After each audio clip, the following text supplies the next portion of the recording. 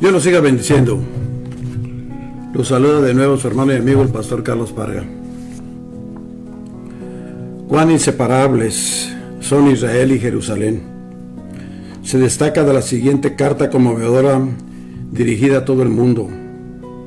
En ella se nos abre un corazón judío que ha sufrido cruelmente en la diáspora por lo que fue hecho bajo el hábito religioso y por parte de naciones paganas.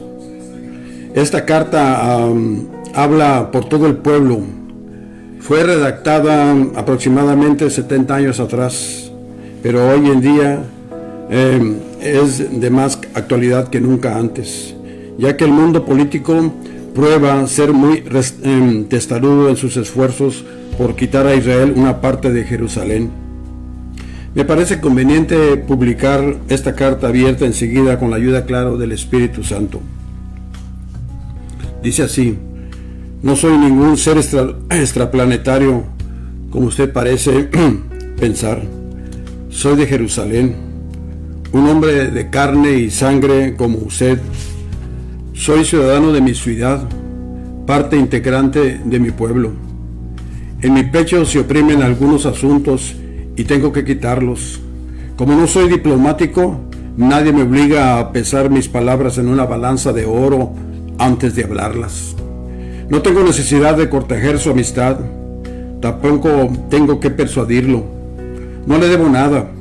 Usted no construyó esta ciudad, usted no vive aquí, usted no la defendió cuando se iban acercando los enemigos para destruirla. Y estaríamos pronto perdidos si permitiéramos que alguien nos la quitara. Mucho tiempo antes de que existiera Nueva York, existía Jerusalén. En una época en la cual Berlín, Moscú, Londres y París fueron regiones pantanosas, vivía aquí una floreciente comunidad judía. Ella dio al mundo lo que ustedes, de entre las naciones, han estado rechazando desde que se estableció en el mundo: el código moral para los humanos. Aquí andaban los profetas cuyas palabras iluminaron la tierra como relámpagos.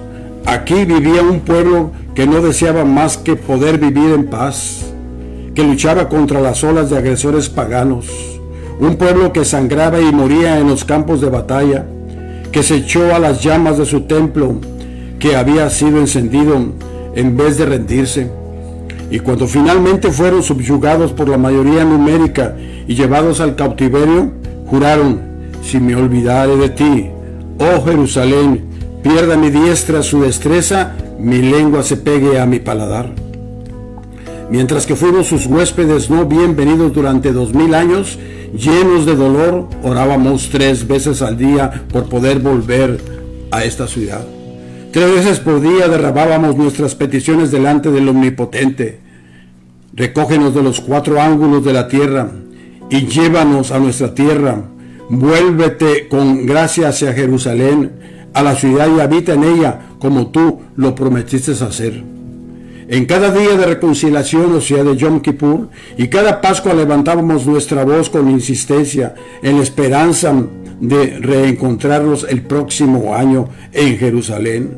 Sus tribunales de herejes, sus persecuciones, destierros y los guetos en los cuales nos obligaron a vivir, sus bautismos forzados, sus sistemas de cotización, sus antisemitas finos y finalmente aquel gobierno de horror indescriptible, el Holocausto, y lo que es peor, su terrible desinterés.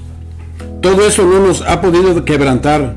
Puede ser que todo eso les haya quitado el último resto de fuerza moral, pero a nosotros nos ha unido y hecho como acero. ¿Piensan realmente que después de haber vencido Dachau y Auschwitz, sus amenazas, bloqueos y otras medidas nos pudieran atemorizar? Hemos estado en el infierno y vuelto desde allá en un infierno que nos fue preparado por ustedes. ¿Qué más pueden tener almacenado para infundirles miedo? Por 2 veces he visto esta ciudad bajo la lluvia de bombas lanzadas por naciones que se denominan a sí mismas civilizadas, entre comillas. En 1948, mientras ustedes observaban todo con indiferencia, vi como mujeres, niños, fueron rotos en pedazos.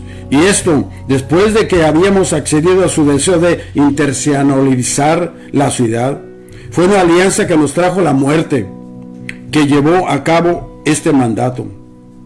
Oficiales británicos, cañoneros árabes con cañones americanos, y después el saqueo cruel y la destrucción de la ciudad vieja, el matar intencionado, la destrucción intencional de cada sinagoga y escuela religiosa, el profanar de los cementerios judíos, la venta de losas como material de construcción para granjas avícolas, campamentos del ejército y hasta de baños públicos bajo la supervisión de un gobierno diabólico. Y ustedes no dijeron absolutamente nunca ni siquiera una sola palabra a todo esto.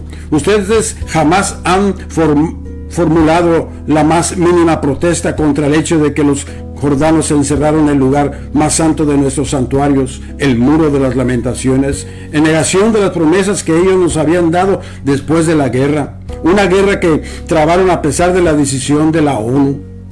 No dijeron ni siquiera una palabra cuando los cascos puntados, entre comillas, desde sus seguras posiciones detrás de los muros, abrieron el fuego. Sus corazones sangraron al establecerse el bloqueo de Berlín. Se han apurado a establecer un puente aéreo para ayudar a los valientes, entre comillas, berlineses. Pero no enviaron ni siquiera una onza de alimentos a Jerusalén cuando ella estuvo sitiada y hambrienta. Se enfurecieron contra el muro que erigieron los alemanes en Alemania Oriental a través de Berlín. Pero no dijeron nada en absoluto con respecto al muro que separaba el corazón de Jerusalén. Y 20 años más tarde, cuando se repitieron las mismas cosas y los árabes abrieron un bombardeo violento y no provocado contra la ciudad santa, ¿alguno de ustedes hizo algo? Recién cuando nuestra ciudad fue definitivamente unificada, despertaron a la vida. Ahí comenzaron a mover las manos y a hablar grandes palabras sobre la justicia, entre comillas, y sobre la ética cristiana, entre comillas, sobre todo sobre el ofrecer la otra mejilla. La verdad es, y en su interior la conocen, que más bien quisieran ver esta ciudad destruida que verla en manos de los judíos. A pesar de las frases diplomáticamente torcidas, los viejos prejuicios resuenan en cada palabra. Si la vuelta a Jerusalén les ha causado difíciles problemas a su teología, entonces es tiempo de examinar sus catecismos. Después de todo lo que hemos sufrido, no vamos a dar lugar pasivamente a sus torcidas ideas, según las cuales tendríamos que sufrir eterna expatriación hasta que nos hubiéramos vuelto católicos como lo son ustedes. Por primera vez desde el año 70 después de Cristo hay libertad religiosa en toda la ciudad de Jerusalén. Por primera vez desde que los romanos echaron sus antorchas ardientes contra el templo, hay derechos iguales para todos.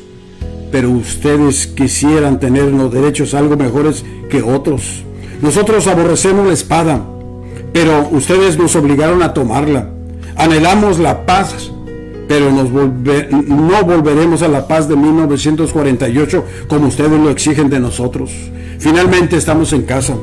Es maravilloso saber, como nación, nosotros, quienes fuimos forzados por ustedes a vagar sobre toda la faz de la tierra, no saldremos de aquí.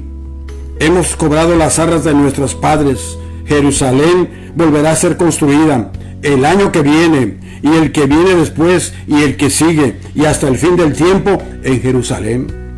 Mas a Jerusalén he elegido para que en ella esté mi nombre. Segunda de Crónicas 6:6.